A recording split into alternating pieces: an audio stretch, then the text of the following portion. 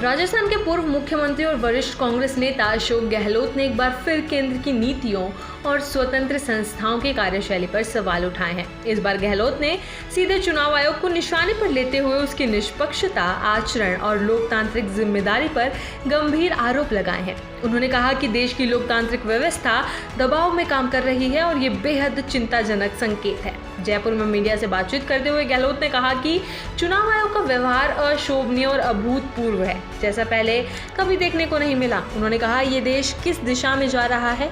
आज़ादी के बाद पहली बार चुनाव आयोग का इतना अशालीन रवैया देखने को मिला है। उनकी भूमिका अब संदेह के घेरे में आ गई है। गहलोत ने कहा कि कांग्रेस नेताओं ने कई बार चुनाव आयोग से मुलाकात कर अपनी चिंताएं रखी हैं।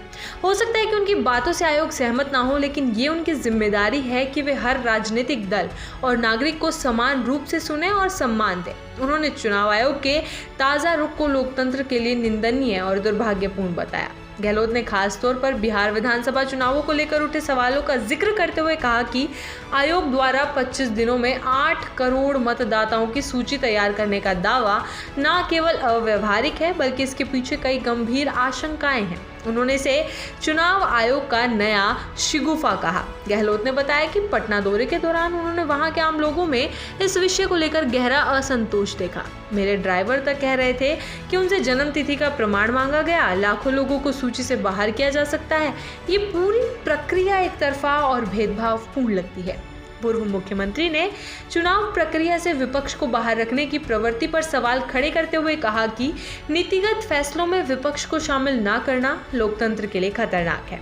उन्होंने कहा कि निष्पक्ष चुनाव तभी संभव है जब हर पक्ष को समान अवसर और सम्मान मिले। गहलोत ने ईडी, सीबीआई, इनकम टैक्स और चुनाव आयोग जैसी संस्थाओं पर भी गंभीर आरोप लगाए। उन्होंने कहा कि ये संस्थाएं अब सत्ता के दबाव में काम कर रही हैं और उनका इस्तेमाल विपक्ष को डराने धमकाने के लिए किया जा रहा है। गहलोत ने दावा किया कि इनकम टैक्स और ईडी ने 193 केस दर्ज किए, लेकिन इनमें से केवल 1% मामलों में ही दोष सिद्ध हो पाया। इससे साफ है कि इन कार्रवाइयों का उद्देश्य राजनीतिक बदले की भावना है, न कि न्याय।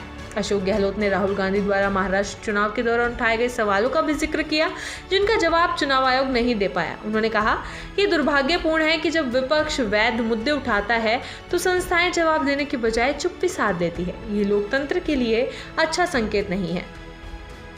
गहलोत ने चेतावनी देते हुए कहा कि अगर सत्ता पक्ष विपक्ष के आवाज को दबाने की कोशिश करता है तो ये न सिर्फ लोकतंत्र के लिए खतरा है, बल्कि स्वयं सरकार के लिए भी आत्मघाती साबित हो सकता है। उन्होंने कहा कि लोकतंत्र तभी मजबूत होता है जब सभी संस्थाएं स्वतंत्र, निष्पक्ष और जवाबदेह हों। उन्होंने ये भी कहा कि न्यायपालिका, नौकरशाही और संवैधानिक संस्थाओं को किसी भी दबाव से मुक्त होकर काम करना चाहिए। अगर ये संस्थाएं भी सत्ता के दबाव में आ जाएंगी तो लोकतंत्र का भविष्य अंधकार में हो जाएगा। अशोक गहलोत की टिप्पणी न केवल चुनाव आयोग की कार्यप्रणाली पर एक बड़ा सवाल है, बल्कि केंद्र की ओर से स्वतंत्र संस्थाओं पर नियंत्रण की कोशिशों के खिलाफ एक राजनीतिक चेतावनी भी मानी जा रही है। बिहार विधानसभा चुनावों से पहले उठे ये सवाल देश की चुनावी प्रक्रिया की विश्वसनीयता और पारदर्शिता पर भी बहस को जन्म दे सकते हैं।